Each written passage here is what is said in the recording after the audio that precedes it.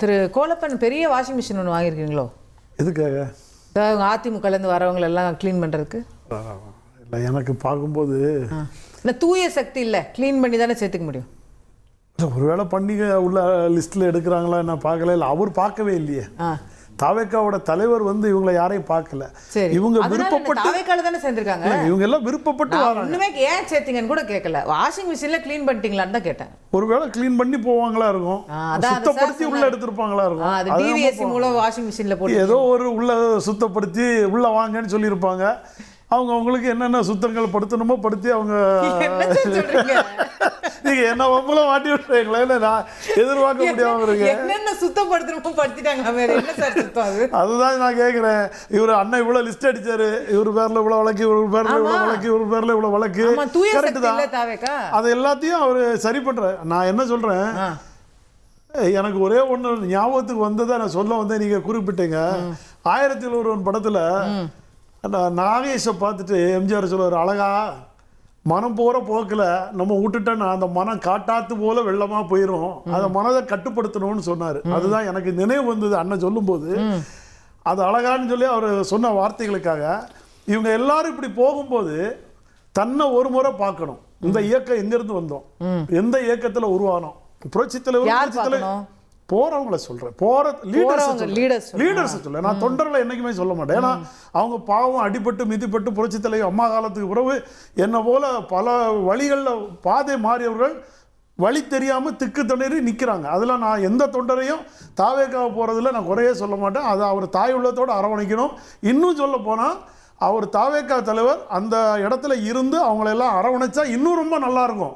அதுதான் நான் வரவேற்பேன். ஏன்னா லீடர்ஸ் வந்து போகும்போது உடுமலை ராதாகிருஷ்ணன் இவர் யாரு, இவருக்கு பின்னாடி எத்தனை கோடி வருமானம், MC சம்பத் இவருக்கு பின்னாடி எத்தனை கோடி வருமானம். நீங்கள் சொன்ன மாதிரி வாஷிங் மிஷினில் போட்டு அலசுற மாதிரிலாம் இல்லை. இவங்க எல்லாரும் 10 ஆண்டு காலம் போராடி நாங்கள்லாம் கட்சியை காப்பாற்றுவோம்னு சொன்னோம். 2024 ஒற்றுமை இல்லை, 2026 ஒற்றுமை இல்லை. இன்னைக்கு ஒரு தோல்வியை கண்ட உடனே இன்னைக்கு அண்ணா எடப்பாடி பழனிசாமியை விட்டுக்கிட்டு கட்சி வேண்டாம், அவர் வேண்டாம், அந்த கொள்கை வேண்டான்னு சொல்லி நீங்கள் அங்கே போய் நிற்கிறீங்க. அது வந்து ஏற்றுக்கொள்ள மனசு, இவங்க போகும்போது ஏற்றுக்கொள்ள மனசு வர மாட்டேங்குது. நீங்களா ஓடுறீங்க, எதுக்காக ஓடுறீங்க? ஏன் இந்த இயக்கத்துக்கு இன்னும் நாள் இருக்கு, தேர்தல் இருக்கு. நாஞ்சில் கோலப்பனா எடப்பாடி பழனிசாமிக்காக பேசுறேன் இல்லைங்க. நான் எடப்பாடி பழனிசாமிக்காக இல்லை. இன்னைக்கு நீங்க தான் அவரை பொதுக்குழு கூட்டி உச்சபட்ச அதிகாரம் பொதுக்குழுக்குன்னு கொடுத்து அப்போ நாங்கள்லாம் போராடணும்ல, OPS-ஓட கடந்து நாங்கள்லாம் போராடணும்ல. அவர் ஒரு பக்கம் திமுக பக்கம் போயிட்டாரு, காலில் செருப்பு போடாமல் அவர் கருணாநிதிக்கு பிறந்தநாள் வாழ்த்து புஷ்பம் பண்ணிகிட்டு இருக்காரு. அதை விடுங்க, அது நான் சொல்ல போனால் இன்னும் மனசுக்குள்ள 1000 வழிகள் வந்துடும். இவர் வந்து ஒரு கட்சி பொதுச்செயலாளர் நீங்கள் தானே சார் உட்கார வச்சிங்க, நீங்கள் தானே அவரை கொண்டு வந்து உட்கார வச்சிங்க, அவர் சொல்கிறதுக்கெல்லாம் நீங்கள் தானே கேட்டீங்க. அவர் உங்களுக்கெல்லாம் MLA சீட்டு கொடுத்தாரு, தோத்த உடனே நீங்கள் போகிறீங்க. அதே 2026 தேர்தலுக்கு முன்னாடி தாவேக்காவுக்கு ஆதரவு தெரிவிச்சிருக்கலாமே. இல்லை, தாவேக்காவோட கூட்டணி வைக்க போன ஒரு பேச்சுவார்த்தை இப்போ போனதா, ஏன் முன்னாடியே போகலன்னு கேட்குறீங்களா? இப்போ ஏன் போகிறீங்க? ஏன் எடப்பாடியாரை விட்டு இப்படி கோவப்படுறீங்களா? நான் என்ன கேட்குறேன், 70 வயசு ஆகுது சார் பேசுறத நான் கொஞ்சம்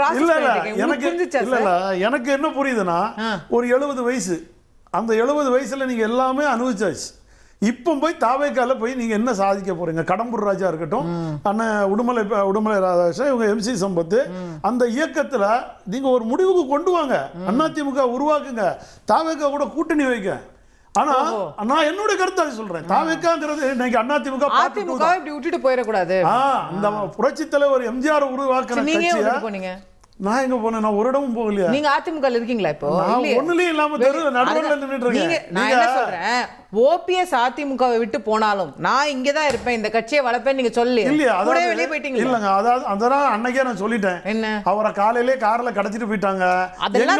எங்களை வந்து திமுகல கொண்டு போய் அவர் கூட்டணி வைக்கிறாரு. ஒண்ணும் இல்ல, உங்களுக்கு இப்பவும் சாய்ஸ் இருக்குல்ல. நீங்க நினைச்சா பொதுக்குழுவால் தேர்ந்தெடுக்கப்பட்ட தொண்டர்களால் தேர்ந்தெடுக்கப்பட்ட பொதுச் செயலாளரோட போய் சேரலாம்ல. நீங்க ஏன் சேராம இருக்கீங்க? அவரெல்லாம் கட்சி விட்டு நீக்கி விட்டுட்டாரு. சரி, நீங்க போய் நாங்க போய் மன்னிப்பு கடிதம் கொடுக்கணும். நான் ஒண்ணுமே தப்பே செய்யலையா? அதிமுக விட்டு போறாங்களே ஆதங்கப்படுறீங்க, நீங்க மட்டும் போயிட்டீங்களே. எங்களை அவர் தானே வெளியே அனுப்புனாரு, நாங்களா போனோம். நான் என்ன தப்பு செஞ்சேன்? இந்த கட்சிக்கு நான் கூட செய்ய இந்த கட்சிக்கு என்ன இடையூறு இருக்குன்னு அண்ணன் பொன்னையன் என்கிட்ட பேசினாரு. அதை நான் கொண்டு போய் அண்ணன் ஓபிஎஸ் கிட்ட ஒப்படைச்சேன். அவர் அதுல இருக்க 4 நிமிஷம் முக்கியமான 10 லட்சம் கோடி சம்பந்தப்பட்ட விஷயத்த ஓபிஎஸ் என்ன அழிச்சிட்டார். நான் இப்போ உண்மையை சொல்ல வேண்டிய கட்டாயத்தில் என்ன உருவாக்குங்க.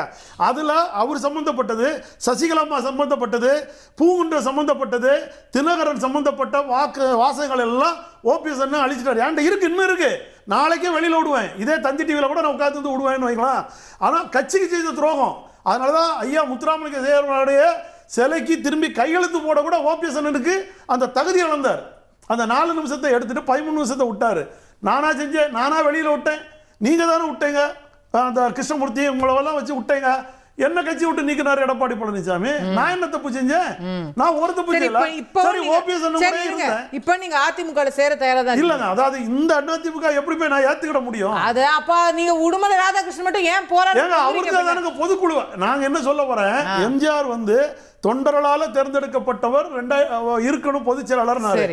அதை நீங்க உச்சபட்ச அதிகாரம் ஒரு நீதிமன்றத்தில் வழக்கு வாங்கினது இவங்க தான், இந்த கூட்டம் தானே. சரி, நான் கேள்விக்கு வந்துருங்க. நீங்க அவங்க ஏன் போனாங்கன்ற விஷயத்துல திரும்ப அவங்க மேல கோவப்படுறீங்க. நான் தாவேக்கா ஏன் சேர்த்துக்கிட்டாங்கன்னு கேக்குறேன். இல்ல, தாவேக்கா வர்றவங்கள வரவேற்பாங்க. அதுல என்ன தப்பு இருக்கு? இவ்வளவு திமுக இருந்து போனா கூட தான் சேர்த்திருக்காங்க. இவ்வளவு பாட்டாளி மக்கள் கட்சியில இருந்து போனா கூட சேர்த்திருக்காங்க. இல்ல, அகைன் நான் தொண்டர்களை சேர்க்கறத பத்தி கேட்கல. நீங்க சொன்ன கரைபடிந்த கேஸ் இருக்கிற அவங்களெல்லாம் கூப்பிட்டு சேர்த்துக்கிட்டா அப்புறம் எப்படி நீங்க தூய சக்தி? அதனாலதான் தலைவர் பார்க்காம சேர்த்திருக்காருங்கிறது எனக்கு தெரியுது. தாவேக்கா தலைவர் அவங்க பார்த்தாதான் தோஷம்.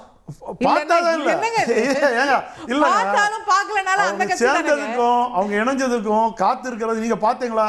அந்த ஒவ்வொருத்தரும் சேர்றதுக்கு இல்ல சார், அவங்க ஏன் சேர்ற அதிமுக விட்டு போறாங்கன்னு கோவப்படுறீங்க சார். தாவேக்கா எப்படிங்க நீங்க அவங்கள சேர்க்கலாம்னு உங்களுக்கு ஏன் கோவம் வர மாட்டேங்குது? அது எப்படி நாங்க ஏத்துக்கிட முடியாது? இங்க வர்றவங்கள வாங்கன்னு சொல்றாங்க. நான் என்ன பண்ண முடியும் சொல்லுங்க? அதாவது நீங்க போறவங்களுக்கு முதல்ல தெரியணும். அதை விட நம்மளை விட்டு ஏன் போறாங்க, இந்த கட்சி இப்படி கரையுதுங்கிறது அண்ணன் எடப்பாடி பழனிசாமி உணரணும். அதுதான் என்னோட கருத்து. அவரு தன்னை இப்ப அடுத்தது ஒருத்தர் அண்ணாமலை வெளியில வந்துட்டாரு. இதுல இன்னொரு டீம் வந்து என்ன பண்ணுவாங்க, அந்த பக்கம் போவாங்க. அந்த பக்கம் நிறைய ஆப்ஷன் இருக்கு. ஆமா, அண்ணா திமுகல இருக்கிறவனும் பாஜக உள்ளவன் தான் இந்த 2 பக்கமும் திரும்புவாங்க. திமுகல உள்ளவன் பாஜக பக்கம் போக மாட்டான், அவன் தாவேகா பக்கம் போவான். இப்போ என்னன்னா திமுக அண்ணா திமுக தமிழ்நாட்டுல கரையுதுங்கிறது நீங்க எடுத்துட வேண்டியதான். அதை இவங்க இருக்கிற லீடர்ஸ், இப்ப அவர் ஸ்டாலின் அவரை பொறுத்த வரைக்கும் ஓரளவுக்காவது பிடிப்பாருன்னு வைங்களா. அது அண்ணன் எடப்பாடி பழனிசாமி பிடிக்காம போறவங்களை எல்லாம் கொத்து கொத்தா எழுதி ரிசைன் பண்ணிக்கிட்டே இருந்து வெளியில போய் சொன்னாங்கன்னா அவங்களோட புகலிடம் எங்க இருக்கும்? ஆனா இவங்க எல்லாம் தள்ளன மாதிரி தெரியல. This is a very interesting observation. Thiru KCP அவர்கள்ட்ட கொண்டு போகணும்னு நினைக்கிறேன். இப்போ அண்ணாமலை அவர்கள் வேற இயக்கம் தொடங்கிட்டாரு. தாவேக்கான்னு ஒரு புது கட்சி இருக்குது. ஏற்கனவே இருக்கக்கூடிய திமுக பாஜக இத்தனை கட்சி இருக்கு. ஸோ அதிமுகவிட நிறைய ஆப்ஷன் இருக்கு, நிறைய இடத்துக்கு போவாங்கன்றாரு.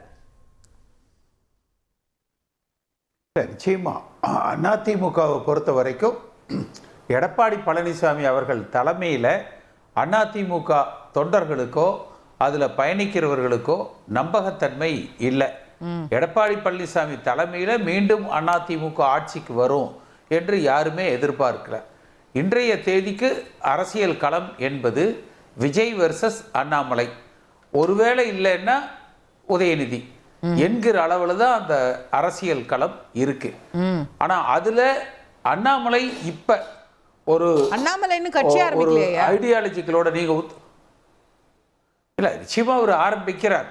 அதை நோக்கித்தான் அவர் பயணிக்கிறாரு. ஏன்னா அவர் பார்க்கிற வாய்ப்பு என்பது உத்தரப்பிரதேசத்துல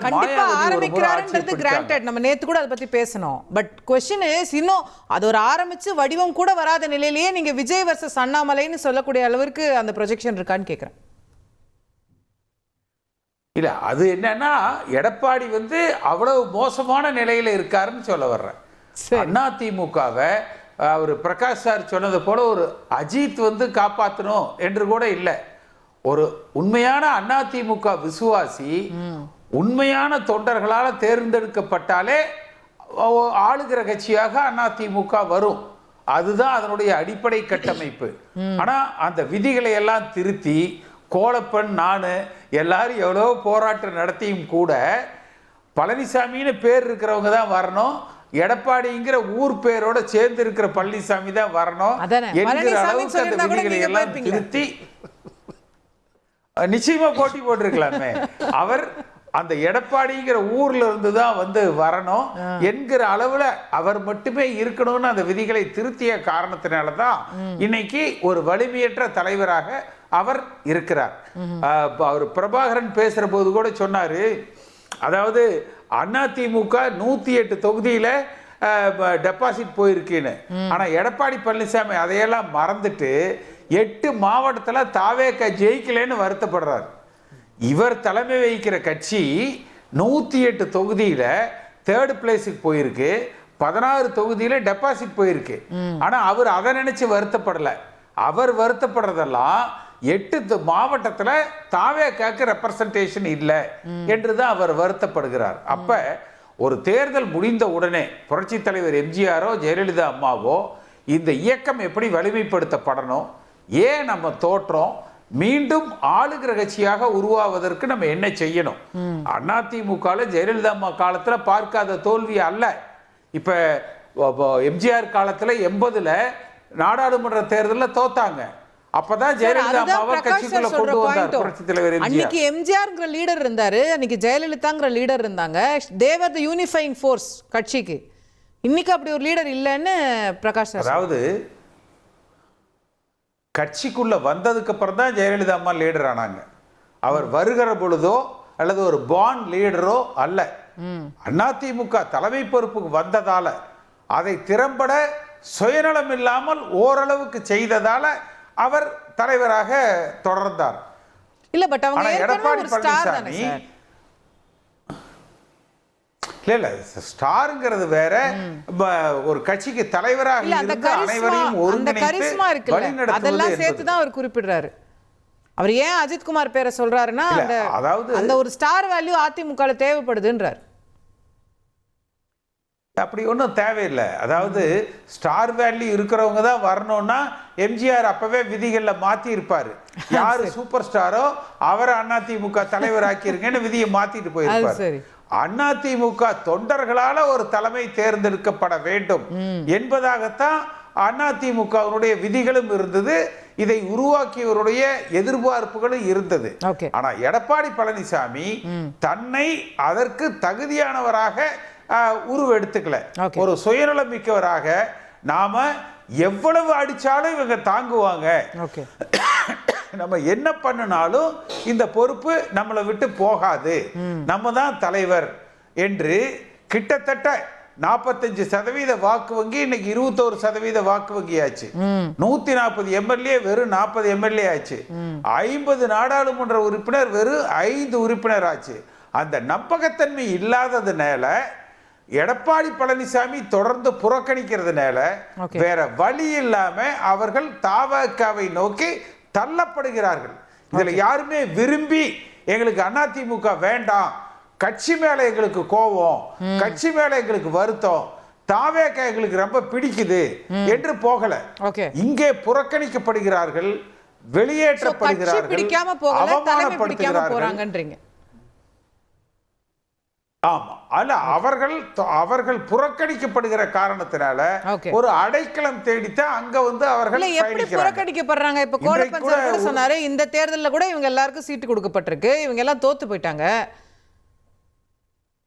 எப்படி புறக்கணிக்கப்படுறாங்க? அதாவது தோற்றுட்டாங்க, தோற்றதற்கு பிறகு அந்த ஏன் தோற்றோன்னு கூட ஒரு தலைமை அழைத்து கேட்கலன்னா, குறைஞ்சபட்ச போட்டியிட்ட வேட்பாளர்களை அழைத்து அந்தந்த தொகுதியில ஏன் தோற்றம் என்று கூட ஒரு அதை கூட அவர் பரிசீலனை செய்யல. அப்ப வெற்றி எதிர்காலத்துல வெற்றி பெறுவோம் என்பதற்கான எந்த ஒரு அடையாளமுமே தெரியல.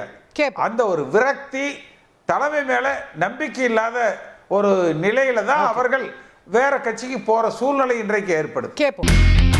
இனி செல்லும் இடமெல்லாம் செய்தி.